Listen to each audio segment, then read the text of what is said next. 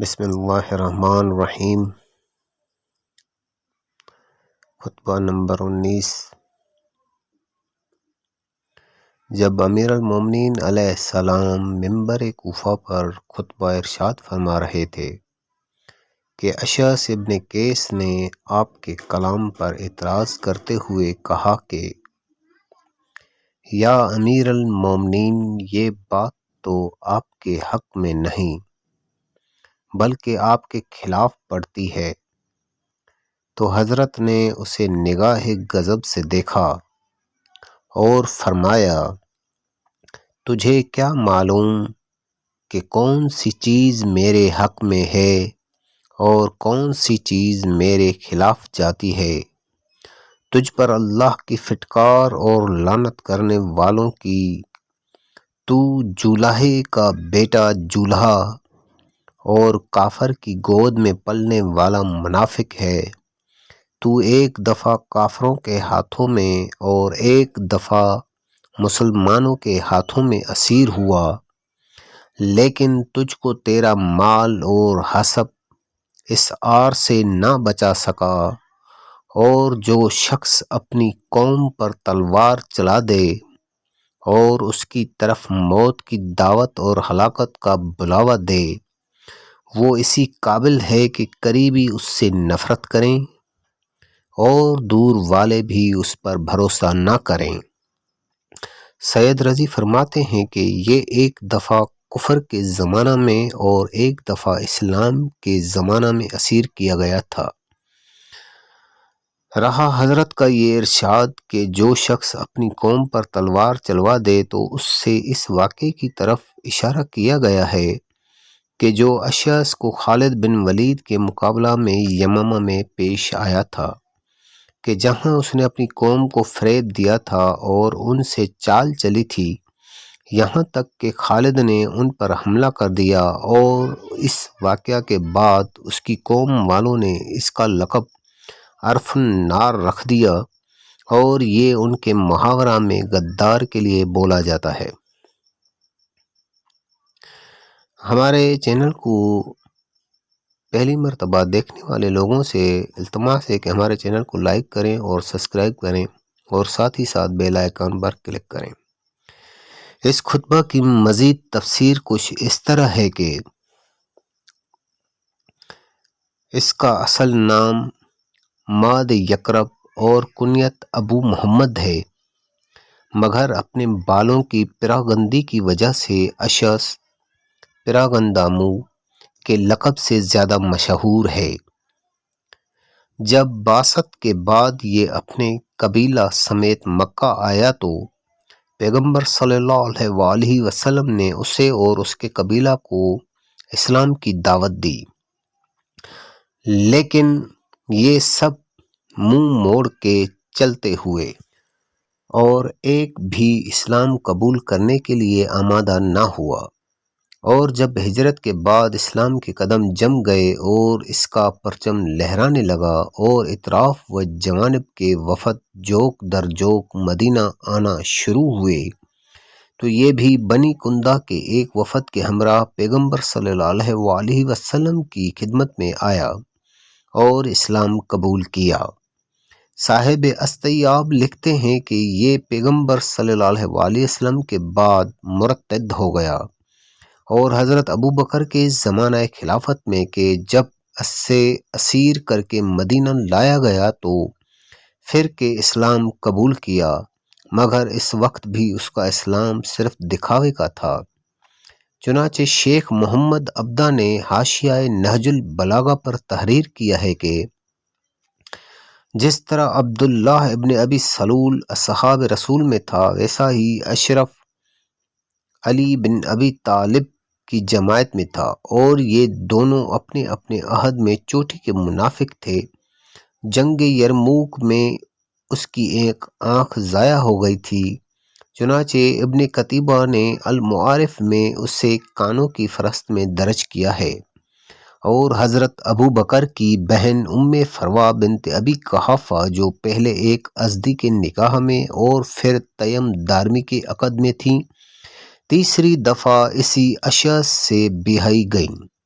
جن سے لڑکے محمد اسماعیل اور اسحاق پیدا ہوئے تھے۔ کتب رجال میں لکھا ہے کہ یہ بھی ایک آنکھ سے معذور تھیں۔ ابن ابی الحدید نے ابو الفارج سے یہ عبارت نقل کی ہے جس سے واضح ہوتا ہے کہ یہ قتل امیر المومنین علیہ السلام کی سازش میں برابر کا شریک تھا۔ شب ضربت ابن ملجم اشعث بن قیس کے پاس آیا اور دونوں علیحدگی میں مسجد کے ایک گوشہ میں جا کر بیٹھ گئے کہ ادھر سے حجر ابن عدی کا گزر ہوا ورنہ پو پھوٹ کر تمہیں رسوا کر دے گی۔ حجر نے یہ سنا تو کہا کہ اے کانے، تو علی کے قتل کا سر و سامان کر رہا ہے، اور پھر تیزی سے علی ابن ابی طالب کی طرف گئے، مگر جب امیر المومنین کو نہ پا کر پلٹے تو ابن ملجم اپنا کام کر چکا تھا اور لوگ کہہ رہے تھے کہ امیر المومنین قتل کر دیے گئے۔ اس کی بیٹی جادہ نے حضرت امام حسن کو زہر دے کر ان کی زندگی کا خاتمہ کر دیا تھا۔ چنانچہ مسعودی نے لکھا ہے کہ آپ کی زوجہ جادہ بنت اشعث نے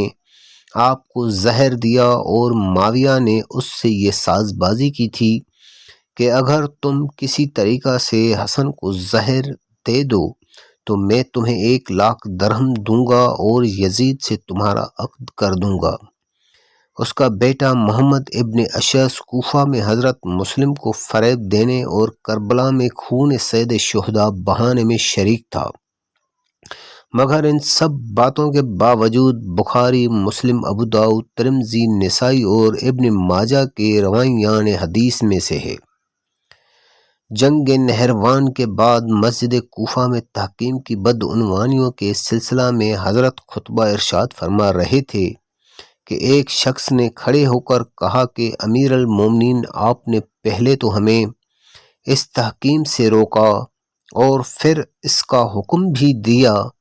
ہمیں نہیں معلوم کہ ان دونوں باتوں میں سے کون سی بات زیادہ صحیح اور مناسب تھی۔ حضرت نے یہ سن کر ہاتھ پر ہاتھ مارا اور فرمایا، جو ٹھوس رائے کو چھوڑ دیتا ہے اسے ایسا ہی خمیازہ بھگتنا پڑتا ہے،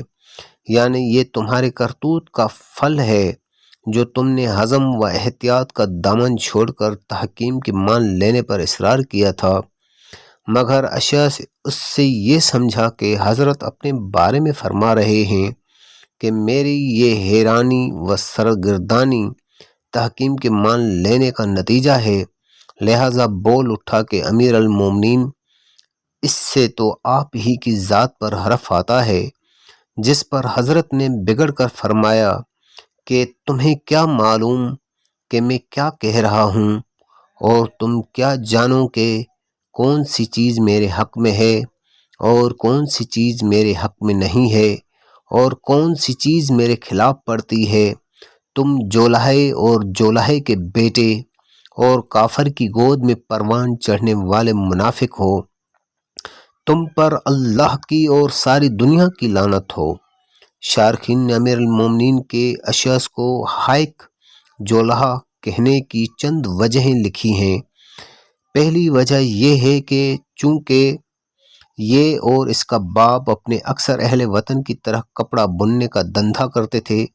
اس لیے اس کے پیشہ کی پستی و نادیت کی طرف اشارہ کرنے کے لیے اسے جولہا کہا ہے۔ یوں تو یمینیوں کے پیشے اور بھی کئی تھے، مگر زیادہ دھندا ان کے ہاں یہی ہوتا تھا۔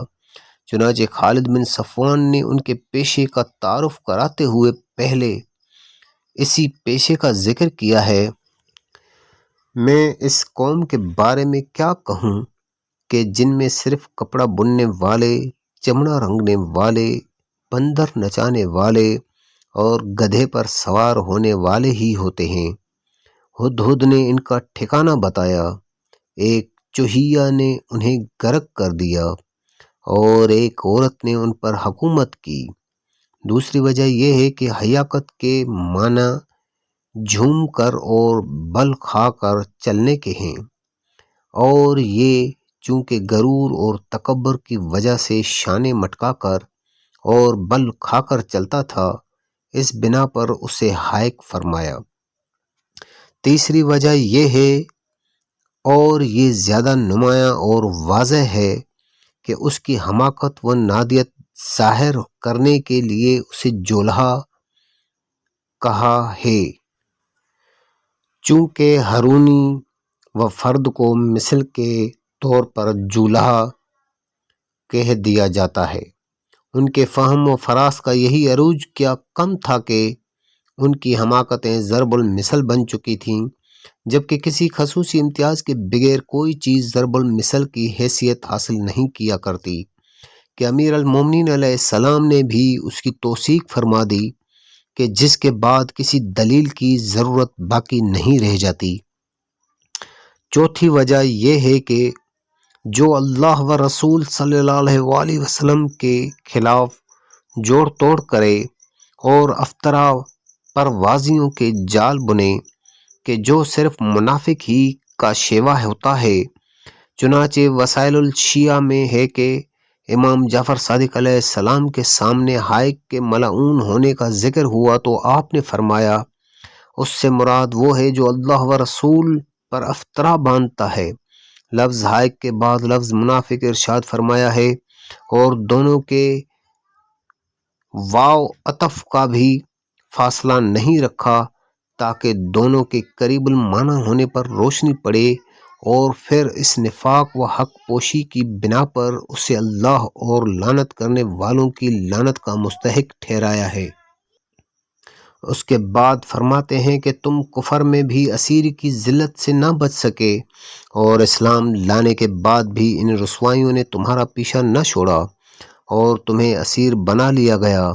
چنانچہ کفر کی حالت میں اس کی اسیری کی صورت یہ ہوئی کہ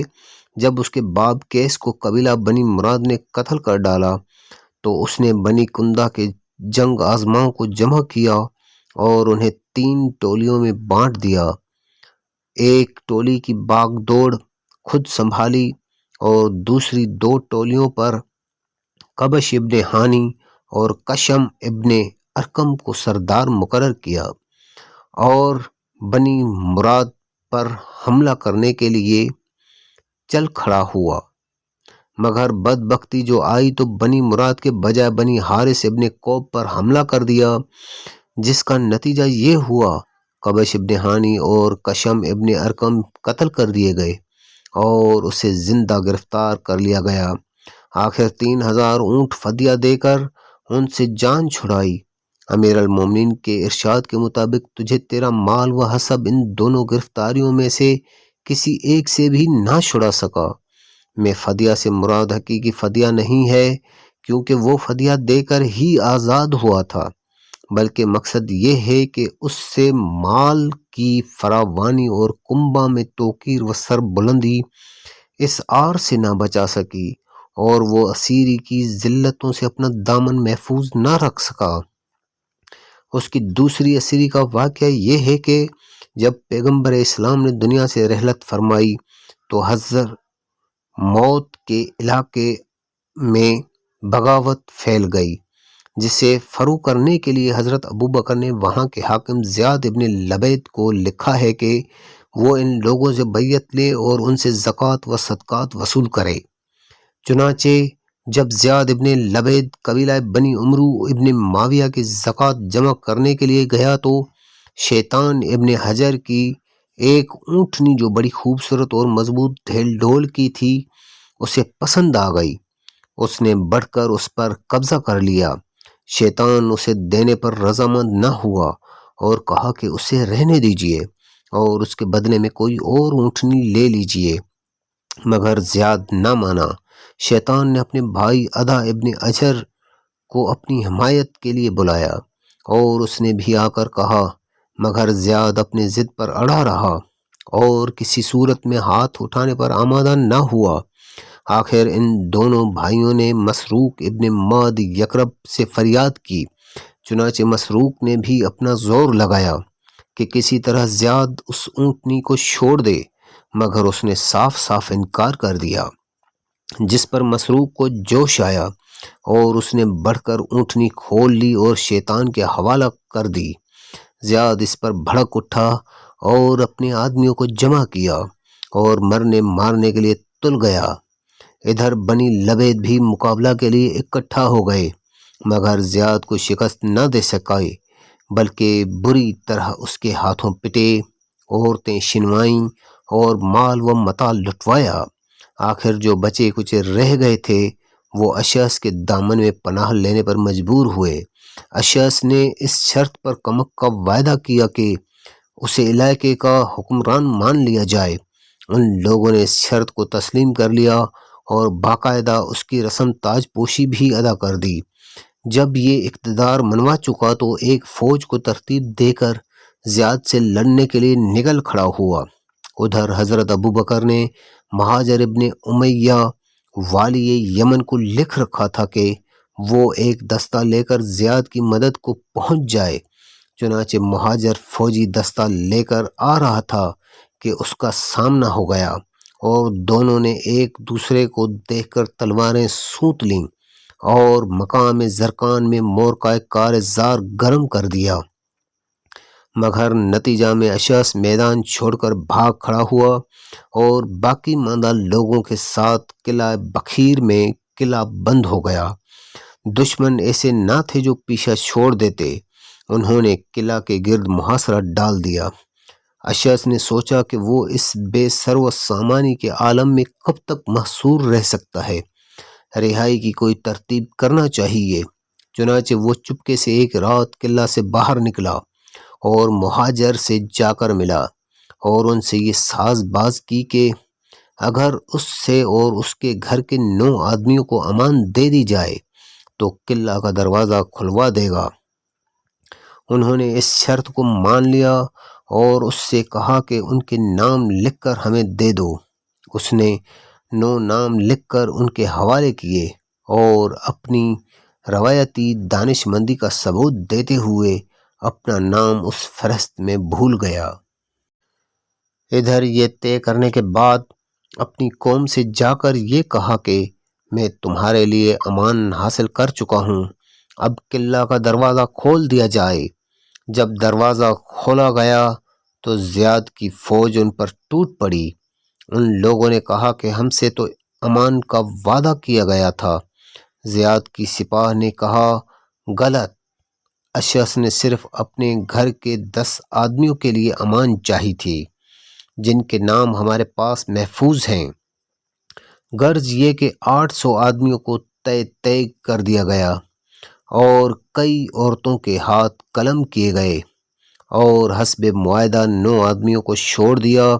مگر اشعث کا معاملہ پیچیدہ ہو گیا اور آخر یہ طے پایا کہ اسے حضرت ابوبکر کے پاس بھیج دیا جائے، وہی اس کا فیصلہ کریں گے۔ آخر 1000 قیدی عورتوں کے ساتھ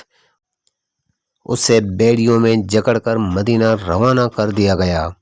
راستے میں اپنے بیگانے عورتیں مرد سب اس پر لعنت کرتے جاتے تھے اور عورتیں اسے غدار کہہ کر پکار رہی تھیں، اور جو اپنی قوم پر تلوار چلا دے اس سے زیادہ غدار ہو بھی کون سکتا ہے۔ بہر صورت جب یہ مدینہ پہنچا تو حضرت ابوبکر نے اسے رہا کر دیا اور اسی موقع پر فروا سے اس کا عقد ہوا۔ مزید معلومات کے لیے ملاحظہ کریں۔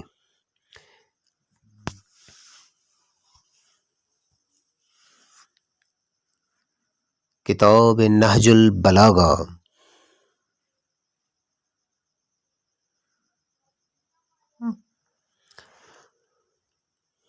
جس کے مؤلف ہیں محدث کبیر حضرت علامہ سید رضی شریف، اور اس کے مترجم ہیں قائد ملت جعفریہ حضرت علامہ مفتی جعفر حسین مرحوم۔